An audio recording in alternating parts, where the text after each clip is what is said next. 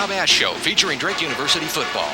Head football coach Rob Ash and your host Mick Trier. Brought to you in part by Capital City Buick, Des Moines' new value leaders. And by Home Team Pizza. Free, fast delivery. It's a hit. Hi, everyone, and welcome to the Rob Ash Show. Glad to have you along. And, Coach, another win, 31-21 over Evansville. I know that this is one game that you wanted to win, and you did on the road. It was a great win for the Bulldogs, Mick. A tough trip, 500 miles down to Evansville against a very tough opponent and a team that we nipped last year and I know was trying to get back at us, but we played probably our best game of the year, and the trip coming home wasn't near as long as the trip going out there. Had to be a great first half for the Bulldogs. Charlie Schimberg with 100 and some yards total, 30 carries, worked hard throughout the ball game. Did you go into the game thinking you're going to run him that many and think you're going to run as many times as you did? Well, we go into every game hoping we can run the football, in particular when we're playing a team with a good offense. Evansville has a great passing game. They've got the best quarterback-receiver combination in the league, and our defense shut them down, due in no small part to the fact that our offense kept the ball by running it on the ground. That was the game plan. It worked out pretty well. Well, I'll tell you what, the kids were ready to play in this one. I know that you had told them how important this ball game was, and it was, and they picked a win. Well, we were backs to the wall. You know, we had lost a game to Butler the week before. We had to win to stay in the conference title chase, and that conference title means a lot to our players. They were really ready to play, and they played an excellent game. Talked about the offense, not only offense, but also defensively. I thought the Bulldogs really played well. Well, the defense shut down Evansville, particularly in the first half. Craig Ortworth with a great game, but we stopped Evansville 5 straight times on 3 downs and out. And, you know, when you do that, it's pretty tough for an offense to get many points on the board. It was a great win for the Drake Bulldogs, and we'll take a look at the highlights of this football game right after this. Quality, style, luxury, everything you've come to expect from Buick. Selection, service, value, all you can expect when you visit Capital City Buick. From the Skylark to the Park Avenue Ultra, Capital City Buick offers Central Iowa's largest selection of new Buicks and has quietly built a reputation for genuine service, not pressure. Capital City Buick, Des Moines' new value leader. Hi, this is Tom Baldwin, owner of Home Team Pizza. That's the only place you can get Des Moines Super Large or Large, that fantastic 16-inch pizza. You already know we make our dough every day from scratch, and so it's the freshest anywhere. And you already know we guarantee delivery in 30 minutes or you get your pizza free. But believe it or not, there's still some people that don't know that our larger large pizza with single topping is only $7.99, and it's absolutely delicious. So call Home Team Pizza right now for your larger large.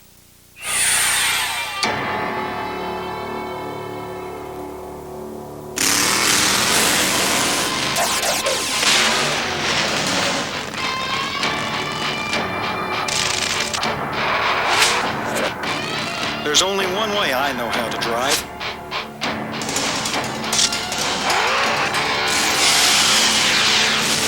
Straight. If you've been drinking, pick someone else to do the driving. A message from Budweiser.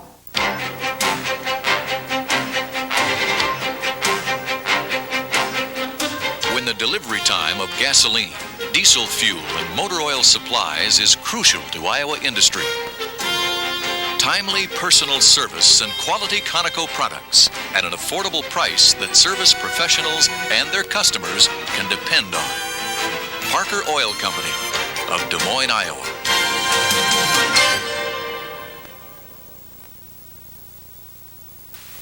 And welcome back to the Rob Ash Show. Well, Coach, going into this ball game, it was homecomings for Evansville. It was a big weekend for them. I know they were shooting for the Drake Bulldogs, and it was on the road for you. This is a game that was going to be important for them to win. Yeah, we weren't the only team that was fired up for the game. Evansville was incredibly fired up also. They had lost to Dayton the week before. They had their backs to the wall, and they had aspirations of winning the conference as well. It was quite an atmosphere for the game. It was homecoming. When we got to the field about 11:30, they had already had their homecoming parade underway. The fraternity and sorority girls were out there, and the guys, and they were already cheering at 11:30, and the big crowd. It was a record crowd for Evansville, and so it was an atmosphere where the crowd could have gotten a game. But our first half took Evansville's crowd out of the game. It was such a dominating performance. I think that was really a key thing. Let's watch the highlights of this first half, a first half that the Drake Bulldogs completely dominated. I think it's the best half of football, Nick, that one of my football teams has played since I've been at Drake. We had the ball first. Evansville won the toss and deferred, so they would have the choice in the start of the second half. And so we took the football on the first drive. We drove it right down the field. There's Matt Conlon on a good run off tackle. Here's Roy Fletcher dropping back. We tried to mix about 50-50 run and pass. Excellent catch right there on the sidelines by Rob Berkeley. And after another run or two, we ended up this close, fourth and just inches. And we're out far enough where it's really a debatable question. You know, early in the game, maybe be cautious, but I didn't really want to give the ball to Evansville's offense any more than I had to. So we put in our hippo offense. The old hippo. Yeah, Todd Sauer there at fullback. Matt Conlon's in behind him in the I formation. Fourth down early in the game. And Conlon, there's nobody home, you know, the left side of our line, and Todd Sauer drove him off the ball. Then we ran our flanker screen here, Robbie Berkeley out to the outside. One big break here. He gets stripped to the football, and it's rolling around, but Dave Primick and Rich Hoskins got there to get the ball back. And here's Charlie Schimberg, number 33. You're going to see a lot of him. He does a great job reading the zone. And then we got down here, third and goal. Quick out to Damian Mansell. Nice pass. And I thought Damian squeezed into the end zone there. I have no idea why they marked it short, but it ended up being fourth and goal. We got a timeout. We talked about it. Decided to run the football and try to score here. Probably didn't call a very good play. Probably should have just run straight ahead instead of pulling people down there that close to the goal line. So Evansville got the boost, and they had the football. And they drove out. Now watch this. This is Evansville with the football, but this is our play, Mick. That's the flanker screen. That's my flanker screen. Now, I don't have a patent on it, but it's not fair for them to run our play. And, you know, make matters worse, it worked real well for them. But then our defense settled down. Here's Matt Garvis, good coverage on Chad Albano. He had him out of the backfield a lot during the day, so we stopped that first drive by Evansville and got the ball back. Nice run on Charlie Schimberg's part there on the trap. Here's Roy stepping up in the pocket. And he finds Damian Mansell. It was 3rd and 10. We got about 12 yards there. A nice play, big play in crucial situation, keeping the drive alive. Now we've got Schimberg again running the football. Look at this now. He's going to keep running here. End up getting about 4 or 5 yards. Falling forward. That's really important. Watch how many times that happens in this football game where our guys fall forward at the end of the play. It's just desire. Cortez Hull on an excellent run versus pressure. Took a nosedive there, but got good yardage for us. That offensive line, I'm telling you, they did a great job during the course of this game. There's the trap again. Charlie finds his way in there. Again, falling forward. You know, the running game was working from the outset. This is a key play right here.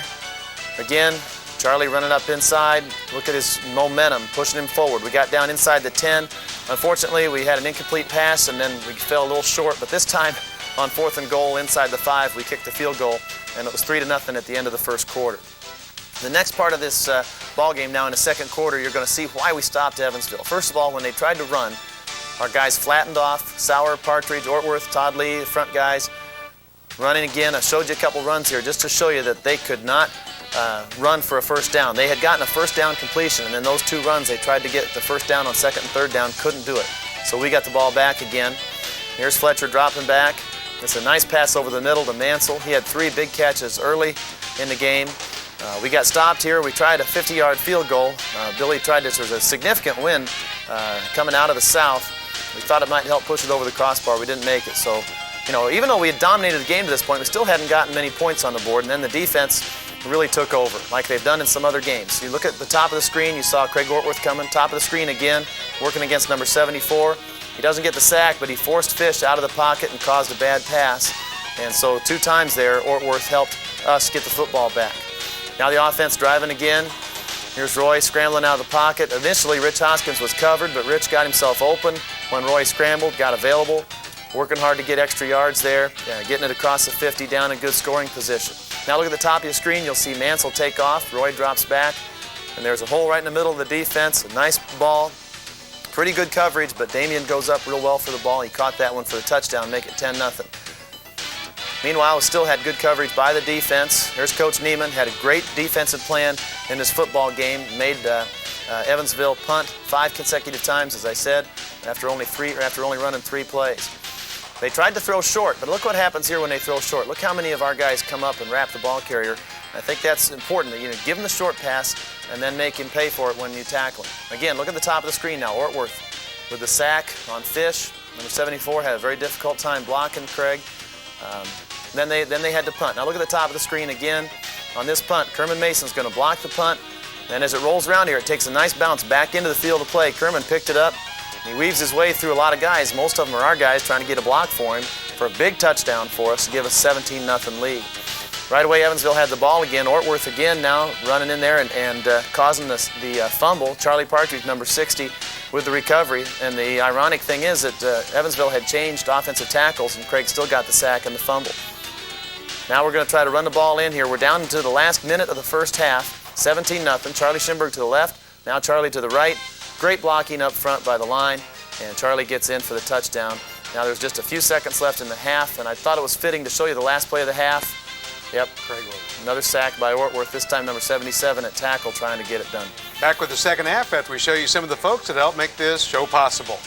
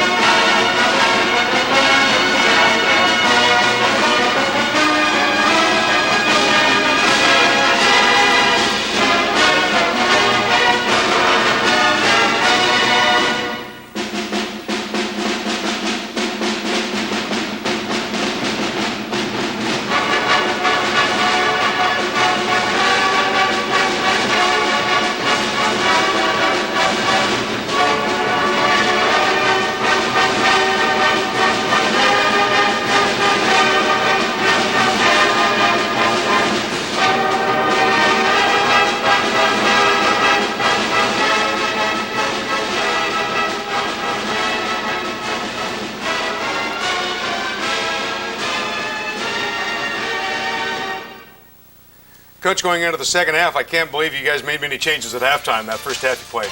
Didn't make many changes, Mick, but we were very conscious of trying to get off to a good start in the third quarter. Evansville had the ball right away, and they came out there and tried to run the ball, but our defense picked up right where they left off, and so Evansville had to punt right away back to our offense, and we said to the offense, you got to keep it going, you got to keep the ball away from Evansville.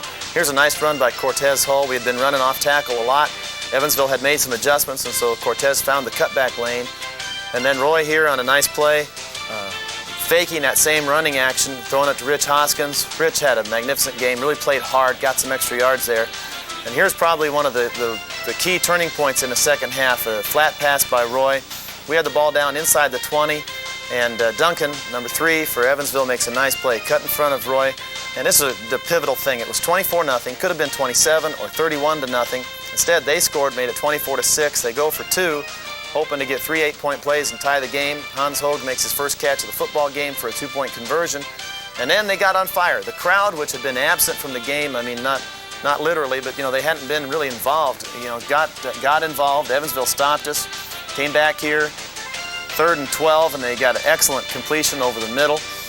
Now they're going to run the ball. Now watch on this play here when Kerman Mason comes from the back right there and strips the ball away from Albano, the running back. That was a key play because even though we stopped and punted the ball back to Evansville, this is another possession here, and at least we stopped that scoring opportunity. Here's Albano running the football again, but because of the turnover that Kerman caused, the third quarter ended with a score still 24-8. Evansville, though, continued to play great defense. Then on this play here, they had much too much time to throw the ball, and finally, if you give a guy that much time, he'll get open. What they did there is they doubled Craig Ortworth, and then he got out of the pocket a little bit. But here's a good play, 24-14. Garvis knocked it down. That really helped because that kept us 2 scoring opportunities ahead of Evansville and made it only 24-14 instead of 24-16. Here's a great catch by Evansville. Wilder, that was on 3rd and about 14. They got 20-some yards. And again, this is a great opportunity for Evansville. They started to mix in the run and the pass, and Albano with a good run. But on this very next play, you're going to see Kerman Mason coming in from the outside. The ball's going to the right. Albano, look at Mason. He strips the ball again. There it is, loose on the ground. So twice Kerman caused fumbles by Albano. And finally, after that second fumble, 24-14, offense got it going again. First play we ran, deep in our own territory, was the fake. Roy with a good run, good blocking out in front by Jason Grabansky. I don't like to see him diving over the pile like that, but we got a run game going. Charlie Schimberg burst through. Good run across midfield. We got stopped, though. 4th and 5 here, and this is a key thing. We had gotten good field position. That was good, but on this play here, you'll just see the rush coming in. What happened on that play was that Matt Sneller got roughed by the Evansville rush. A referee also got knocked out on that same play, but this gives me time to explain to you that we ended up being in 4th and 1. So we gave it to Schimberg, made the conversion, and then continued to have the football. Schimberg ran well off tackle there. Schimberg again up inside. Look at him run again and fall forward for extra yards. Our strength started to really pay off here. 3rd and 2. 3rd and 2 here. Charlie bounces it outside, falls forward and gets the first down. And then on first down, we're going to fake it. Charlie was too tired to run the ball again anyway. So we faked it to him. Great play action. Everybody went with the run fake, and we got the play action and the pass to Hoskins for the touchdown. And the extra point made it 31 to 14 at that point. And then Evansville came back at the end of the game. We were really playing a little bit softer with a 17-point lead, and so they ended up getting the last touchdown. Final score 31-21. Coach, I noticed we saw some great individual efforts. On the other hand, we saw a great team effort on the part of Drake, especially in the second half. Our entire team, offense, defense, and kicking game, played well in this football game. I'm disappointed that the interception happened and that Evansville got back in the game because of that, but I'm proud of our team for fighting off a rally by a very inspired Evansville ball club. Let's say a good team. Let's take a look at the statistics of this ball game. There they are, and look at the possession time in favor of the Bulldogs. Well, you can say all you want about the game, but that's really where the story was told. The very last column there, 39 minutes, almost 40 minutes of possession time. We had the ball for 14 minutes to Evansville's 1 minute in the first quarter. And we dominated in plays, we dominated in offense. And one thing I'm kind of happy about, third line down passing yards, they're the passing team, but we were within 10 yards of them even on passing the football. Let's take a look at the Pioneer League standings as well. The Bulldogs trying to chase Dayton there. Well, we're back in the hunt now because Butler lost to Valparaiso, and we play Dayton down the road. So theoretically now we're back with our destiny in our own hands. All those teams that have one loss really can still win the conference because Dayton has to play each of those teams that only has one loss. So there's a lot of football left to be played in this league. Still going to ask you, Coach, all those rushing yards, you're a passing coach, I thought. Well, let's say that maybe the threat of the pass helps set up the run, Nick. But really, over the years I've been here at Drake, I've found that balance is the best way to go. If you can mix run and pass when you need to, but also run the football, that's the best way to win a game. When we come back, we'll take a look at the play of the game and our player interview coming up as well, right after this. I've been doing this forever. I don't know how to do anything else. I'm not qualified. I can't, I can hammer and stuff. I can tear stuff up. Favorite thing about stand-up comedy is when you have a great show and then people want their money back. You'd really turn it on when you get on stage. That's what it's all about, that time on stage, that get up there and just do what you do and then say thank you, good night, and don't talk to me after the show. I hate people. I'm not a people person. Oh, good, yeah. Are you looking for that just right place to hold your company's or club's Christmas party? Well, you found it at the Bavarian House Restaurant in Des Moines. With the cozy old world atmosphere that enhances the holiday spirit and the most delicious dishes in Des Moines.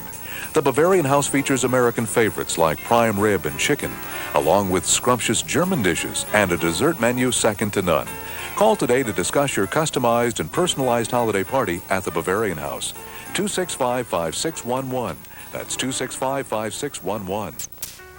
To make a great Sunday brunch, start with a great view. Add something colorful and healthy. And don't forget to add something a little sinful. Add something steamy and delicious and really pile it on. Then make sure you add the right stuff, like good friends. Sunday morning at the Capitol View Dining Room. Brunch at the Best Western Starlight Village downtown once, and you'll be back for more.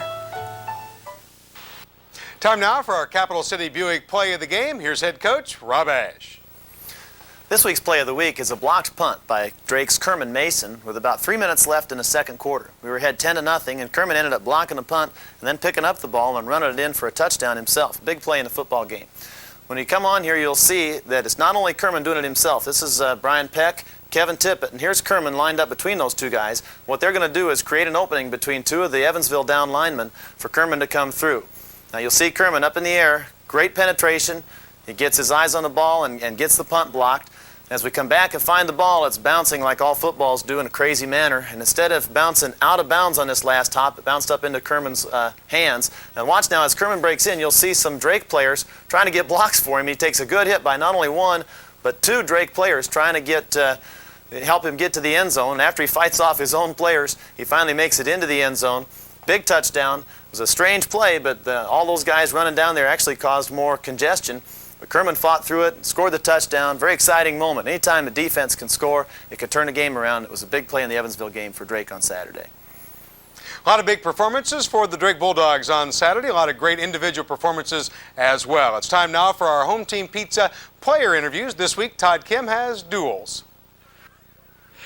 Well, they say games are won in the trenches, and that's where the Bulldogs were strong against Evansville. Joining me is senior offensive tackle Phil Smerick and senior defensive end Craig Ortworth. And Phil, I'll start with you. I know you guys really wanted to get the running game going this afternoon, and that's what you did. You came out and really took it to them. Yeah, we had a good plan this week.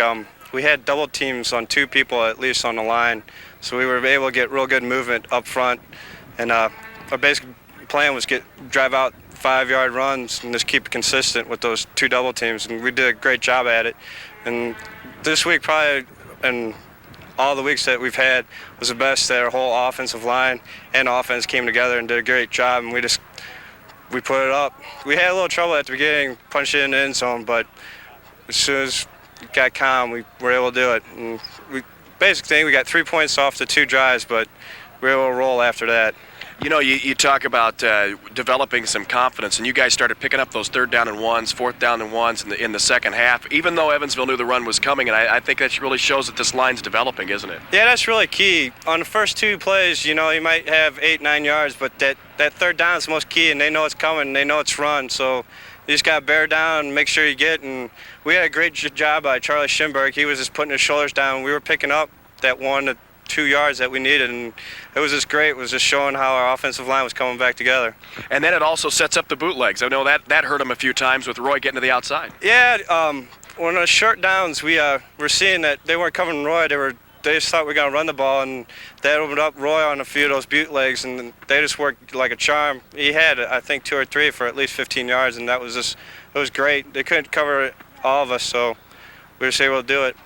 Well, I'll turn to Craig Ortworth now, and I guess it's only fitting you're up here with Phil, because you said you guys are roommates, right? Yep, we lived in partners in the summer, and we lived together in the same house this year. Well, the defensive line, let's talk a little bit about that. I know you wanted to get the pressure on Eric Fish with just 4 down linemen. You guys were able to do that. I know you watched on film and saw that you could get to him, couldn't you? Yeah, you know, Dayton did a heck of a job getting 4-man pressure, and that led to their, beating Evansville. And we thought, we're as good as Dayton, if not better, and, we thought we could come out and get 4-man pressure. You have to get 4-man pressure against Evansville, and we did a pretty good job.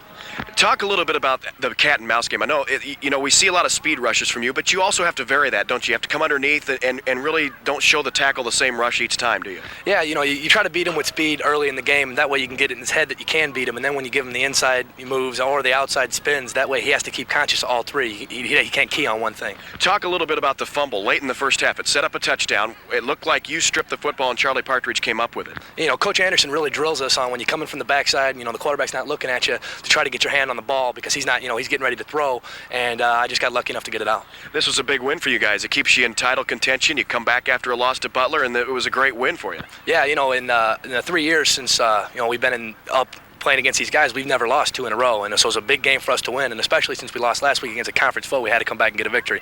We're still back. We're still in the hunt, and we're ready for Valpo now. And the Bulldogs strong in the trenches in 2 of the regions. Phil Smerick and Craig Ortworth.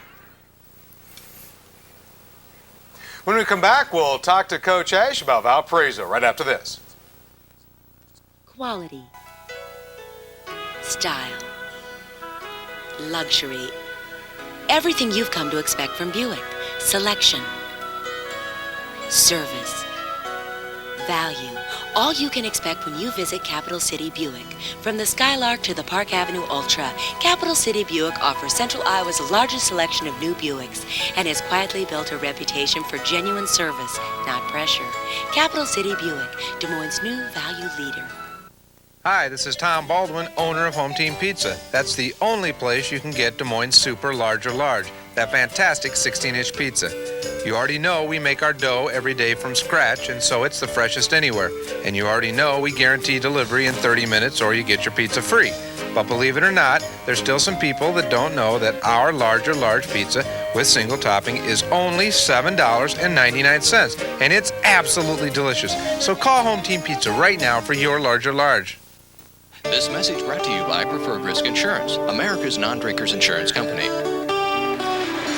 If we can get all the athletes and coaches in America buying into being all that God's created them to be, to understand that they are something special, then we can have an impact across America like no other group, because the athletes and coaches have the strongest influence in America today than any other group. One way to play is drug-free. One way to live. one way to be what God wants you to be. Sunday nights, they come to play on TNT.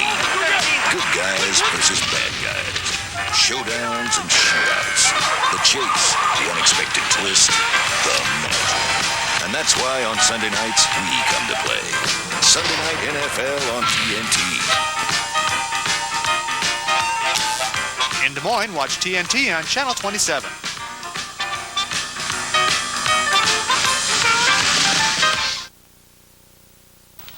And welcome back to the Rob A. Show. Well, Coach, this week it's Valparaiso. Let's take a look at some highlights from last year's ball game between the two of you.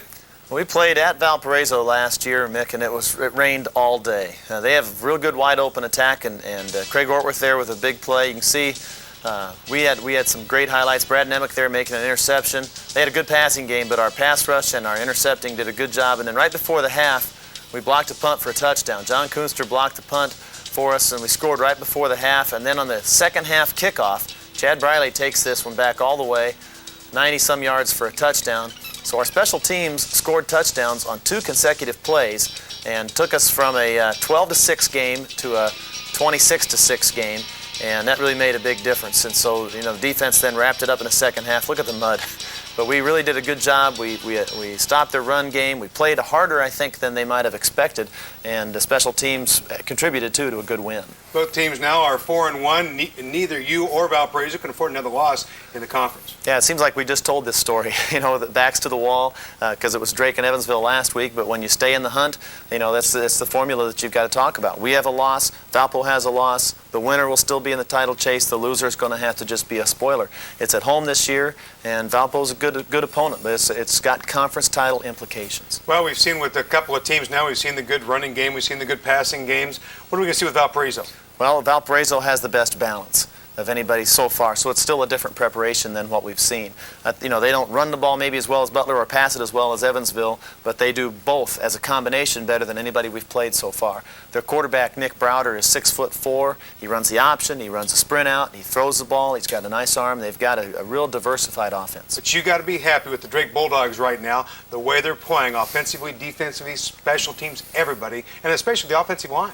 Well, our offensive line, we knew Mick would come along. Joe Hadacek does a great job with those guys, and he's been patient. He's bringing them through, and I think, if they continue to make progress, it'll make all the difference in the world, because the best way to stop people, when you have a good defense, we stop them anyway, but the best way to really stop them is to keep them off the field. Should be a great game. We need a big crowd out there on Saturday. Got to have a big crowd. It's a home game, and our students will be out of town, so we need to have a good crowd Saturday. Okay, Coach, look forward to talking to you about a win next week. Thanks, Mick. Hope you enjoyed the Rob A. Show. We'll see you next week.